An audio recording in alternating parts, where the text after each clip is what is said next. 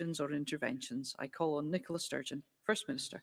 Thanks, Presiding Officer. I'll give an update today on the general COVID situation, but I'll also share the most up-to-date information we have on the Omicron variant, both its transmission here in Scotland and the world's developing understanding of it.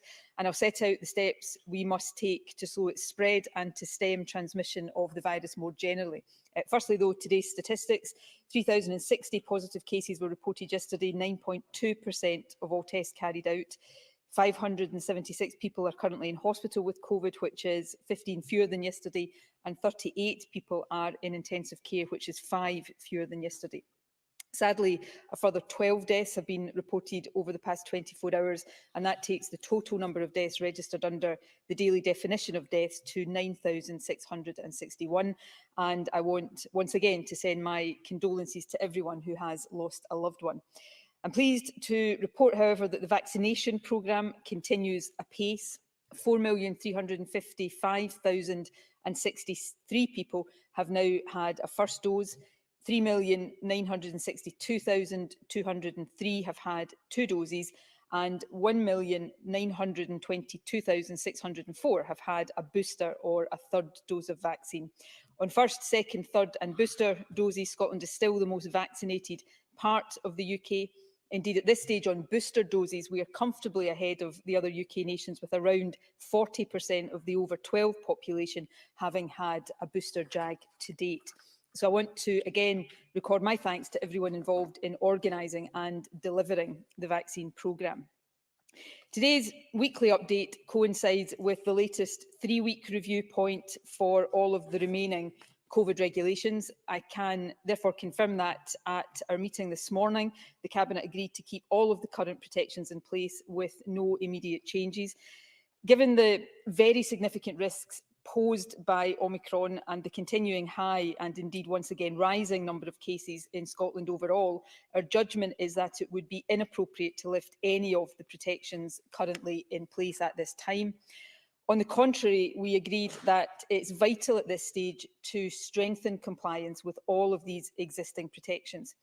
We also agreed that in light of the rapidly developing Omicron situation, it was important to keep the need for any additional protections under daily review at this stage, and the importance of doing that will be clear from the latest data, particularly the data I will share shortly on Omicron. Firstly, though, let me quickly summarise the overall situation. After 2 weeks of falling case numbers, the last 7 days have seen a rise in the overall number of cases. Last week, I reported that the number of new cases being recorded each day had fallen by 14% over the preceding 7 days. However, in this past week, cases have increased by 11%, and we're currently recording just over 2,800 new cases a day on average. Encouragingly, though, cases in the over 60 age groups have continued to fall in the past week by a further 8%. And there's little doubt, if any doubt, that this reflects the effectiveness of booster vaccines. However, in all age cohorts under 60, cases are rising again. In total, cases amongst under 60s increased by 13% in the past week. And since people under 60 currently account for more than 90% of all cases, that has inevitably driven an increase in the total number of cases recorded. More positively, the number of people in hospital with COVID has fallen further in the past week from 706 to 576, and so has the number in intensive care from 54 to 38. That is, of course, welcome news, but we shouldn't in any way be complacent about that.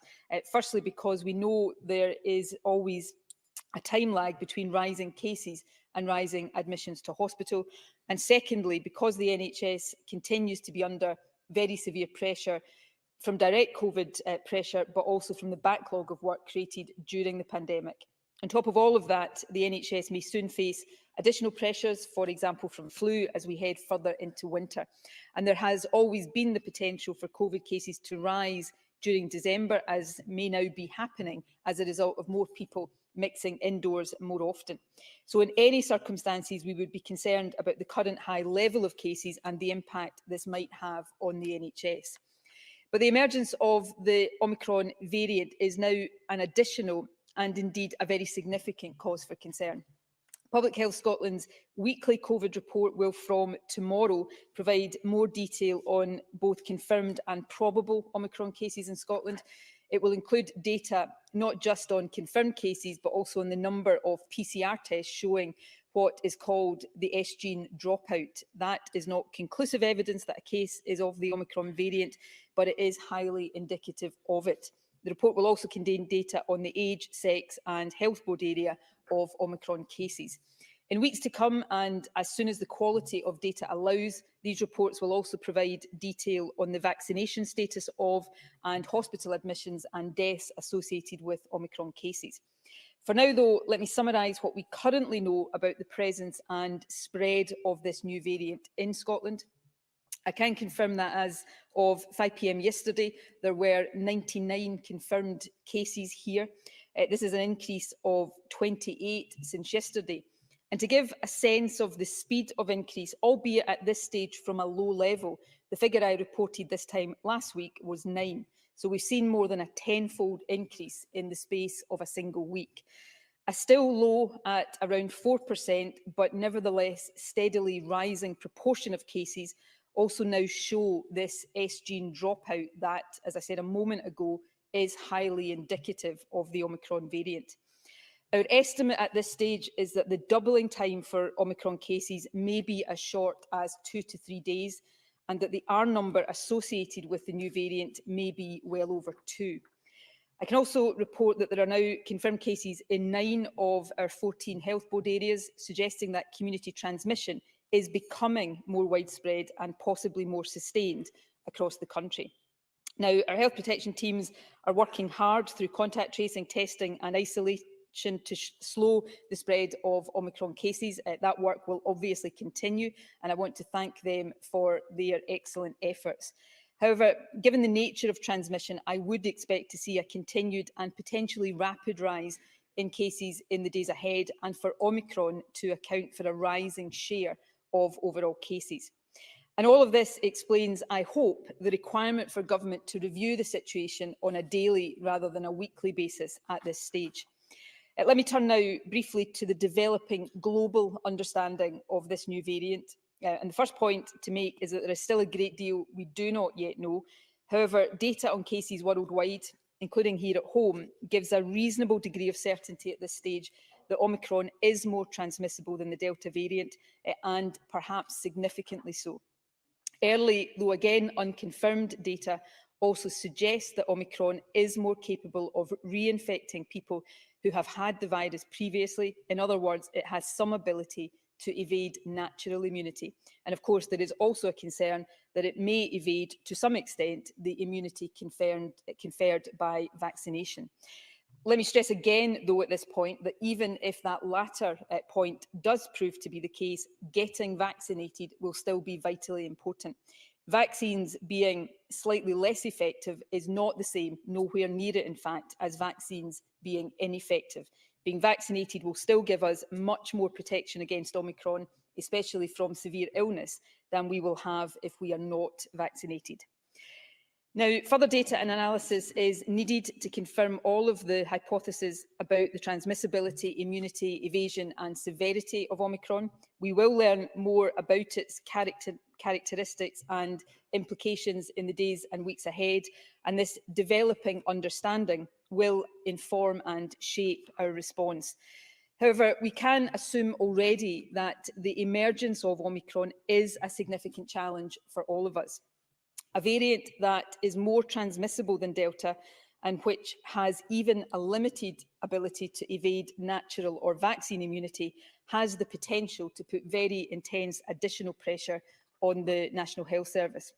And a key point we must understand is this, and I want to underline this point: the sheer weight of numbers of people who could be infected as a result of increased transmissibility and some immune evasion will create this pressure even if the disease the new variant causes in individuals is no more severe than Delta.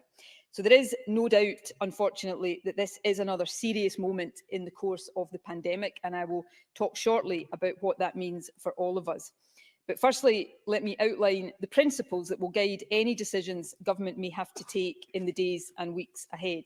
It is worth noting that the period ahead, as we learn more about the new variant, may involve very difficult judgments for governments everywhere.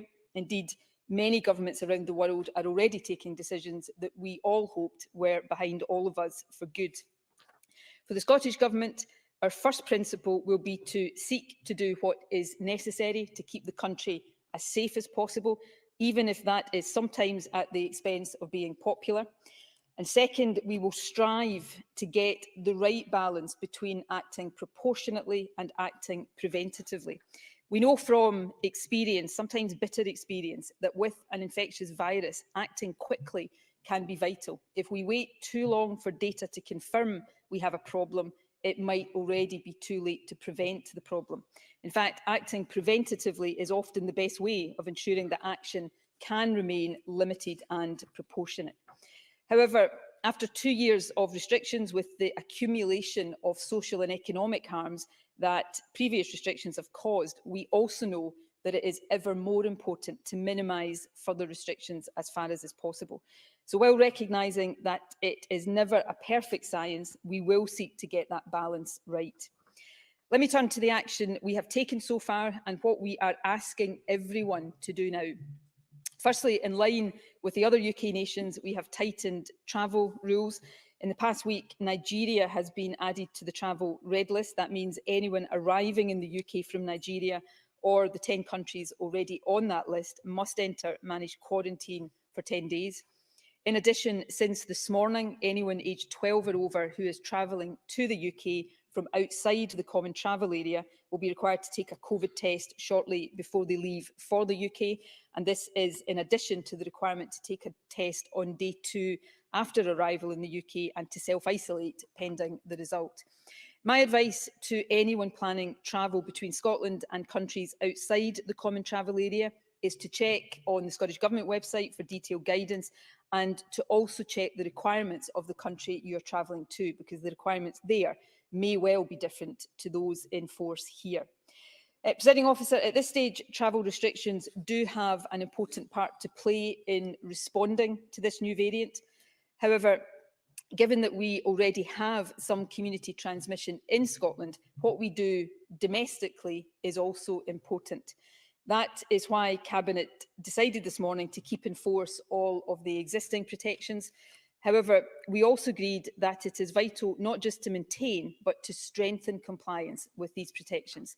It is time for all of us to go back to basics and ensure that we are taking all of the steps required to minimise the risk of getting or spreading this virus. Indeed, it is through heightened compliance with current protections that we will give ourselves the best possible chance of avoiding the need for any additional protections. So I'm asking everyone to make an extra effort to do so from now through the festive period and into January. Obviously, that means wearing face coverings in indoor public places, ventilating rooms by opening windows whenever possible, and ensuring good hand and surface hygiene. However, there are 2 important protections that I want to emphasise particularly strongly today. Firstly, working from home. We already advise people to work from home wherever practical. Today, I am asking employers to ensure that this is happening. To be blunt, if you had staff working from home at the start of the pandemic, please now enable them to do so again. We are asking you to do this from now until the middle of January, when we will review this advice again. I know how difficult this is, but I cannot stress enough how much difference we think this could make in helping stem transmission and avoiding the need for even more onerous measures. Second, testing and isolation. Test and Protect is deploying enhanced contact tracing for all cases with the S gene dropout that is indicative of Omicron. For these cases, household contacts of close contacts, rather than just the close contacts themselves, are being asked to test and isolate. If you are asked to do this, please comply. More generally, though, for non-Omicron cases, if you have symptoms of COVID, please get a PCR test and self-isolate until you get the result. If your result is negative, you can end isolation at that point if you are double vaccinated. If positive, you must isolate for the full 10 days. And crucially, please remember that you can have this virus even if you have no symptoms. So testing regularly and repeatedly with lateral flow devices is essential. We are asking everyone to do a lateral flow test before mixing with people from other households and on every occasion that you intend doing so. That means before going to a pub, to a restaurant, visiting someone else's house or even going shopping. Let me be clear, Presiding Officer, I am not excluding myself from this. I am currently doing a test every morning before coming to work. I will do a test on any occasion I mix with others over the festive period, and I will ask anyone visiting my home over Christmas to do likewise, and I'm asking every member of this Parliament to lead by example and to do that too. LFD kits are easy to get through NHS Inform or from local pharmacies or test centres, and they are very easy to use. So please, please do this. It will significantly help us break the chains of transmission. If we do all of these things, difficult though I appreciate they are, then even with a more transmissible variant, I do really hope we can avoid the need for any further measures. I cannot guarantee this, however. I don't think any responsible person in my position could ever guarantee this at this stage. And given the situation we face, it is important to remain open to any proportionate measures, for example, the extension of COVID certification, that might help us reduce the risks should the situation deteriorate. The Government will carefully analyse the data in the days ahead. I hope this doesn't require us to take any decisions ahead of my next scheduled statement a week today, but if it does, I will obviously return to Parliament. I want to end, Presiding Officer, by again reiterating the vital importance of vaccination. We are currently the most vaccinated part of the UK. We have more quickly than other nations implemented the JCVI advice to reduce the gap between second doses and boosters, but we are not complacent. We are identifying and training additional vaccinators. So far, we've added the equivalent of more than 300 additional full-time staff to the vaccination workforce. We are also working to further increase vaccination capacity. A number of health boards, Fife and Tayside for example, are now using drop-in centres to make vaccination even easier. And we are in the process of increasing the use of mobile vaccination units provided by the Scottish Ambulance Service. In addition to these efforts, which are intended to improve the supply and availability of vaccination, we're also working to increase demand by encouraging even more people to take up the offer of vaccine. In the past week, therefore, text or email messages have been sent to those aged between 40 and 60, encouraging them to book their booster jab. For those now able to get a booster jab, that's anyone over 40 who had the second jab 12 or more weeks ago, please arrange an appointment as quickly as possible. You can book through NHS Inform or by calling the vaccination helpline. And if you're 16 or 17, you can, of course, also and should also book your second dose in the same way. Last week, we also sent blue envelope letters to all 50 to 59-year-olds who have not yet been vaccinated at all. And a similar letter has been issued over the course of this week to everyone between 40 and 49 who hasn't yet been vaccinated. Take-up of the vaccine has been exceptional, but there are still a significant number of people in those age groups who haven't been vaccinated. So to anyone in that position, let me be clear about this. It is not too late to get vaccinated. In fact, it is now more important than ever to get your first jab and start to get that essential protection. To conclude, Presiding Officer, Omicron is a really concerning development and the most unwelcome of developments at this stage in the pandemic. But, and this is the more positive aspect, the actions that have helped us against other variants will also help against Omicron. That means we all know what we need to do in the days and weeks ahead. And so my request to everyone is to follow these steps. Please go back to basics and make sure that we are all doing everything that we are being asked to. That's the best way we have of making Christmas and the New Year as safe as possible and of maximising our ability to navigate this next unwelcome but unavoidable challenge without any additional protections being necessary.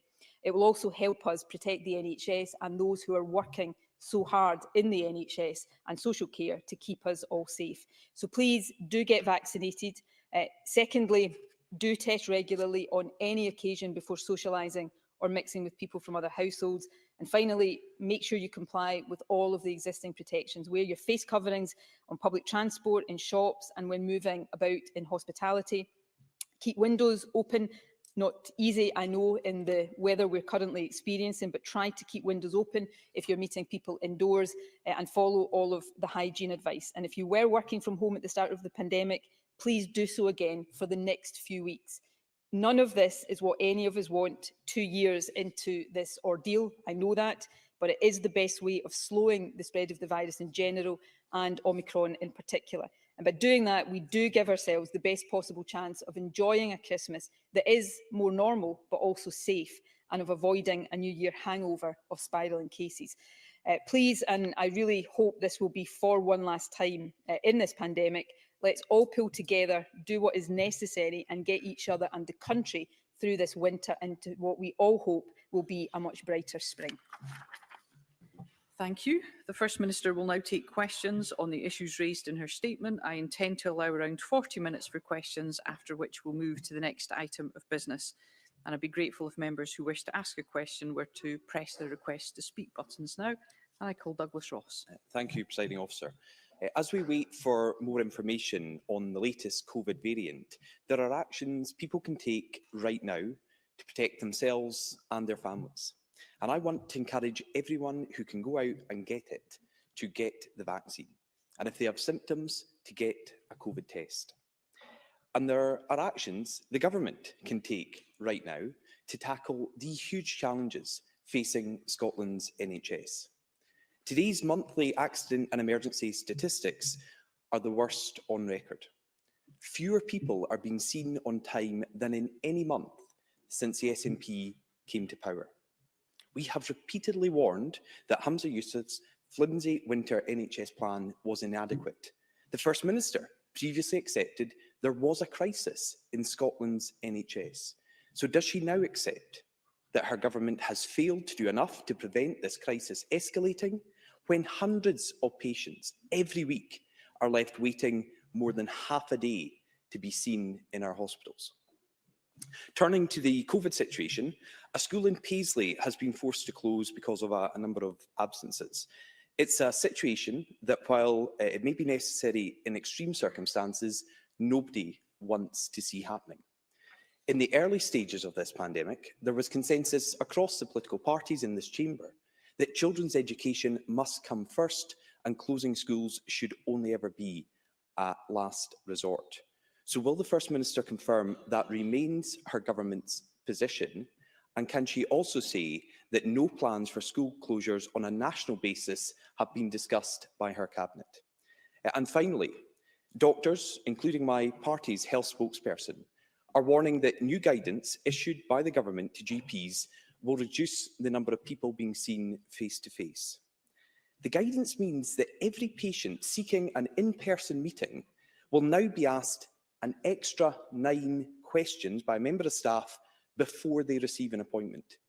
Dr Andrew Buist, Chairman of BMA Scotland's GP Committee, has said, and I quote, "We see 1 million patients each month face-to-face in our GP surgeries. I don't think we can maintain that if we're having to do this new process." So can the First Minister tell us how many fewer people are going to be seen face-to-face because of her government's new policy? First Minister. I'll come back to the clinical guidance around GP access later on. Let me run through the other points, Presiding Officer. On accident and emergency, like probably every other country in the world right now, the pressure of this pandemic is creating real challenges in unscheduled care in our NHS and, of course, in scheduled and planned care as well. We are no different to other countries in that respect. In fact, though, notwithstanding that, while our accident and emergency performance is nowhere near where we want it to be, our accident and emergency units are still performing better than counterparts in other UK nations. But we will continue to support our A&E departments and our NHS generally to cope with the current pressure and then to recover to normal as we come out of this pandemic. But in order to do that, it is really important not just that we drive down, contain first of all, and then hopefully drive down COVID cases, but take measures to keep the NHS as safe as possible from the ingress of COVID cases into it. So I'll actually come to the issue of GP clinical guidance right now. This is clinical guidance, not a government policy. And it is about screening patients to ensure that if they are accessing GP practices physically, then in the process of doing that, we are minimising the risk of COVID getting into those practices and creating perhaps outbreaks. Now, GPs have expressed some concerns about that. We will listen to that to see whether that can be done more flexibly. But it is inescapable in the midst of this pandemic, in the midst of dealing with a variant that may be significantly more transmissible than anything before, that we need protective measures like that. Now, it's not surprising to me to hear Douglas Ross oppose anything that we have in place, because he has opposed pretty much everything we've done up until now to keep the country safe from COVID. But we will continue to take appropriate, proportionate, protective measures to keep our NHS safe and to keep the country safe. Thirdly, on schools, and this is my final point, Presiding Officer, it is absolutely the case that protecting the education of children remains a top priority. We are not discussing the closure on a national basis of schools. Everything that can be done to avoid that will be done by this government, and that is a really important principle that will drive everything we do. But that means doing some other things that, again, Douglas Ross has opposed time and again.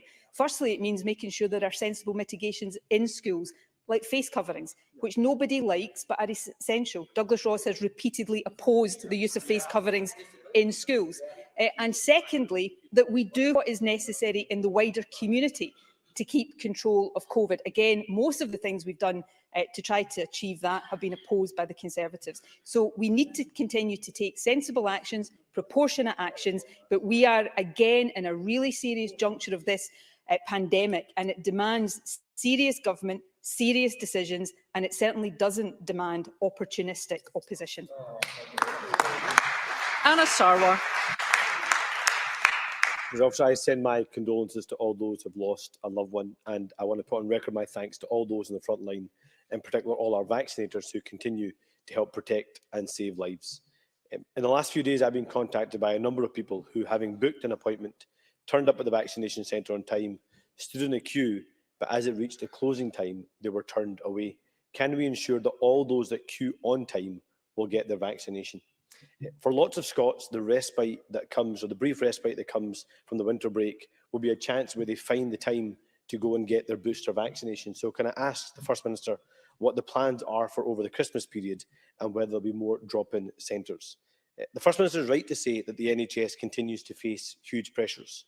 Stats published today show 5,700 nursing and midwifery vacancies, over 400 consultant vacancies, the worst A&E waiting times on record, and when we are supposed to be catching up, there are 43% fewer planned operations compared to pre-pandemic levels. But perhaps most shocking of all is the news that almost 2,000 children have been waiting over a year for specialist mental health services.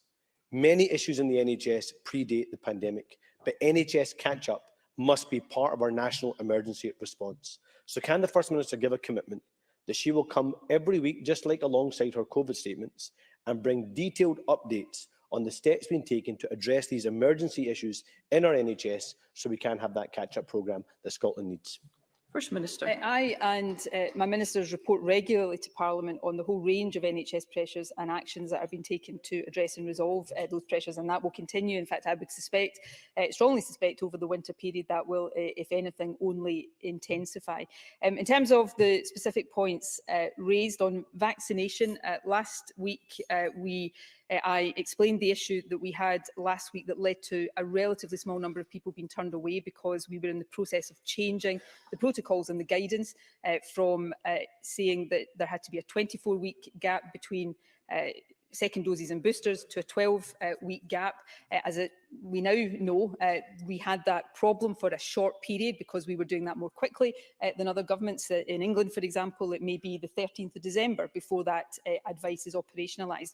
In addition to that, for example, in parts of Glasgow on Friday, there were some people, because of the busyness of vaccine centres, turned away at closing time. And again, action has been taken to ensure that there is the capacity in terms of vaccinators in clinics to make sure that that is dealt with. I have always said that with a a programme of the scale and complexity of this one. There will be problems at times, and we work to resolve those problems as quickly as we can. But again, I would ask everybody to acknowledge, not for the sake of the government, but for those working so hard to deliver this programme, that we are the most vaccinated part of the UK. Today, I suspect when the figures are published, we will see that we've gone over 40% of the over 12 population having received a booster vaccination. That is considerably ahead of any of the other UK nations, and that is to the credit of those organising this programme, resolving the problems when they arise, and to those who are administering vaccines in the centres in every part of the country.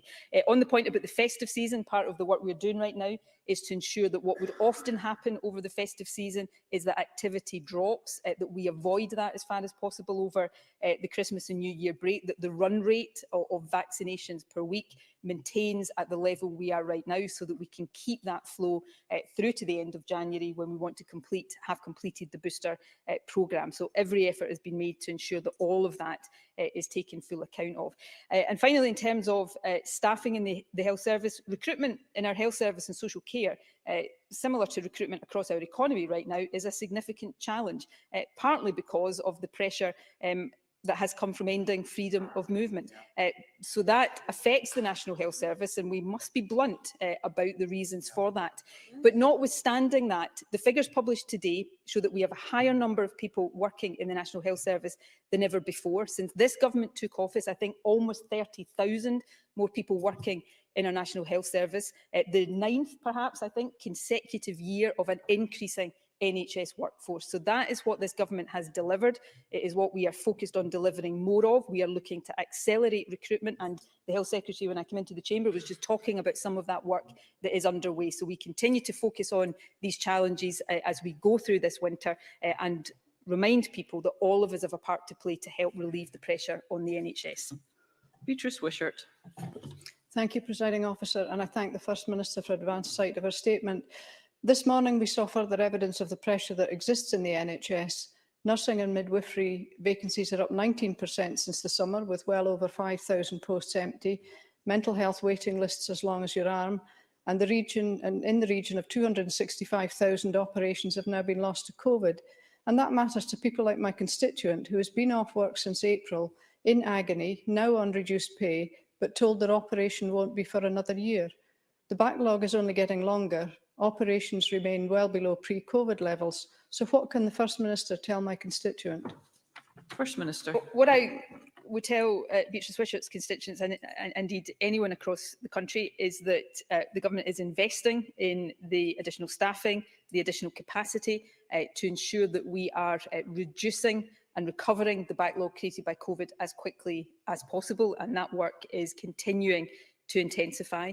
But the second thing I would say to everybody, to all of us, is that the more we reduce the pressure that COVID is putting on the health service, the more we reduce the ability of COVID to delay and pause other treatments, then the less of a backlog, of a growing backlog we will create. So it comes back to my central point today. We are again at a really critical juncture in this. I wish we weren't. I wish we weren't facing this again in the shape of the new variant. But it is a moment where all of us have a part to play to reduce that pressure, to reduce the number of cases overall, and that will help reduce the pressure on the NHS and allow the NHS to do more to recover that backlog as quickly as possible. Co-Cap Stewart, to be followed by Murdo Fraser. Thank you, Presiding Officer. We know that vaccines are the best line of defence against COVID, especially as we face the new variant. Can the First Minister therefore provide an update on the progress being made with extending the booster programme for under 40s? First Minister. Well, we have said that our aim and target, very clear aim, and we've got a lot of confidence in delivering this, given the progress of the booster programme so far, is that we want to complete the booster programme, and that includes for under 40s, for those over 18, by the end of January. And that is what we are working to do. That involves all of the things I spoke about in my statement: increasing the vaccination workforce. We've already increased it and we'll seek to go further, increasing the capacity for vaccinations, but also making sure we are doing what is necessary to generate the demand, making sure that those who are eligible, when they are eligible, come forward and get vaccinated. So all of that is really important work. And of course, all MSPs can help us with that by getting these messages out in their own constituencies. Murdo Fraser, to be followed by Kenneth Gibson. Thank you, Presiding Officer. The First Minister highlighted the importance of the vaccination programme, and I'm sure we would all pay tribute to the NHS staff and the community volunteers who are working so hard to deliver this. But we are still seeing too many unacceptable delays. I was contacted by constituents who advised me that at the Pitlochry vaccination centre on Saturday morning, there was a 3-hour delay for those turning up to be vaccinated, and many of those who had turned up were having to queue outside in inclement weather.